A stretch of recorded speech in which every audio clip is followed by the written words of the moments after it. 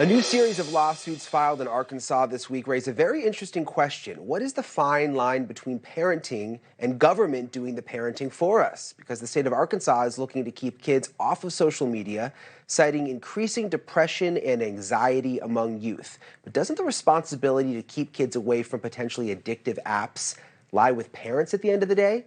Arkansas doesn't seem to think so. Yesterday, Governor Sarah Huckabee Sanders announced the state has filed 2 lawsuits against TikTok and another against Meta, the parent company of Facebook and Instagram. The lawsuits claim the social media platforms are specifically designed to target kids and to get them hooked. And we know they do, they get them hooked. And Sanders accusing them of, quote, rewiring how our children think, feel, and behave.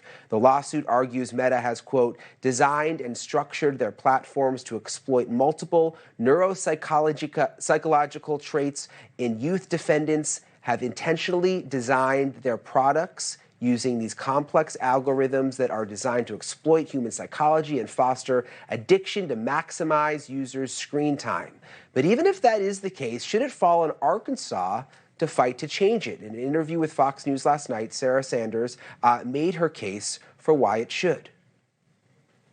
It is not a secret to anyone who is paying attention the impact, the negative impact that social media companies have had on young people. We have seen our depression, our anxiety, our isolation numbers skyrocket over the last several years due to the number of kids that are engaged on social media. We are taking action into our own hands here in Arkansas, and we're going to make sure that we are taking measures to support and protect our kids. It is absolutely crazy that it's completely unregulated and the negative impacts that they continue to have.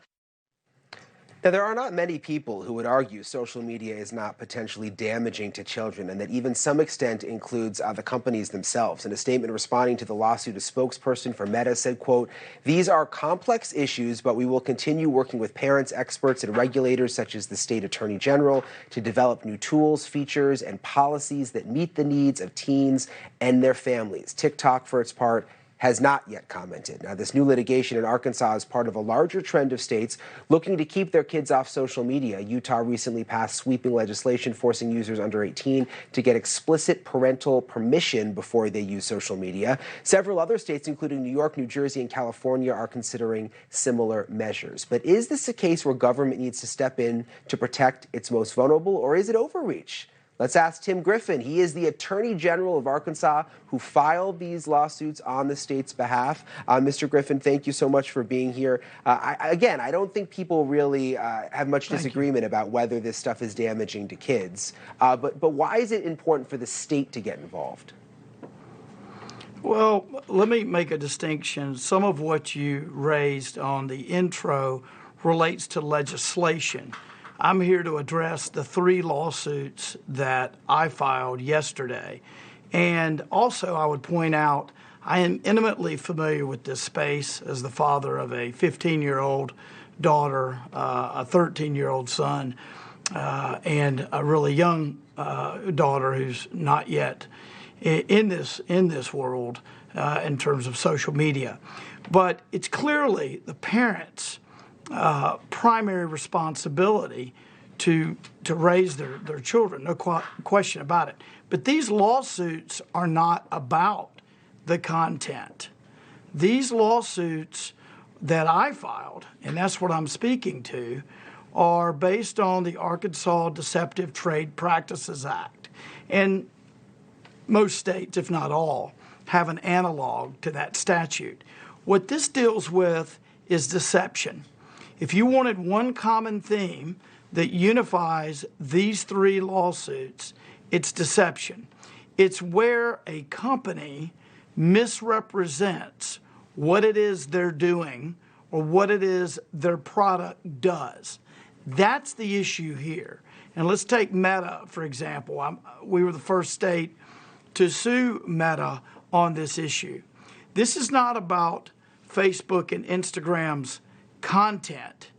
This is about what the company has said about their addictive algorithm. They've testified in front of Congress that they have not been in the business of designing addictive algorithms, and that is not something that they have participated in, and the facts demonstrate otherwise.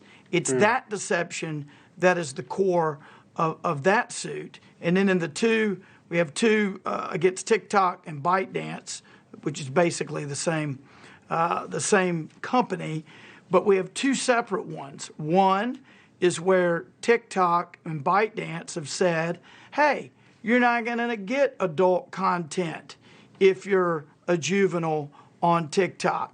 It's not going to happen. And it's in their interest to say that because they get a higher ranking on the Apple App Store, for example. Well, Yeah, the fact is... Sorry to interrupt you, but when you talk about deception... It is on there and available. Yeah, and I did wonder, I was watching the TikTok CEO testify, I think it was last week, and he talks so much about, we're actually trying to protect the kids. We're actually doing this and that, and we've got all these safety measures in place. But I mean, like, every kid has TikTok, and clearly they just want more users. I mean, I think there is a level of deception there. Well, and if you were to, not that you would, I know you're an aviation enthusiast. I am, yeah, so you probably wouldn't be doing what I'm about to describe. But if you were to go on to TikTok, and even if you were registering as a 13-year-old, you would have access to all sorts of drug abuse, alcohol abuse, sexual content that they represent is not available. So it's not the content itself. It is the deception to the parent, which makes it more difficult for parents to do what they are supposed to do. And then thirdly is the deception on the issue, which we've all heard of, which is the Chinese ownership and the Chinese Chinese government access to our data from Arkansas and your data with regard to TikTok and ByteDance. And I will say that, yes, TikTok has been the sort of news chyron of the last year or two. It's really gotten a lot of attention. But in case people think it's just the latest ratings grab, I have been in the military for 27 years this coming June, still in. And we've known there's been public warnings coming from the military for a long time, probably a decade. I can't remember when I first heard it, but I can assure you that there have been serious warnings in the intelligence community, concerns in the intelligence community, public ones. Yeah, well, listen, for a long time. It seems like someone has to hold these companies accountable, and you make a good point. I mean, all the attention is on TikTok. You wonder what the other ones are doing while the attention's been shifted off them. So we'll see what happens with your lawsuits. Attorney General Tim Griffin, we really appreciate you coming on tonight and taking the time. Thank you very much. I appreciate you.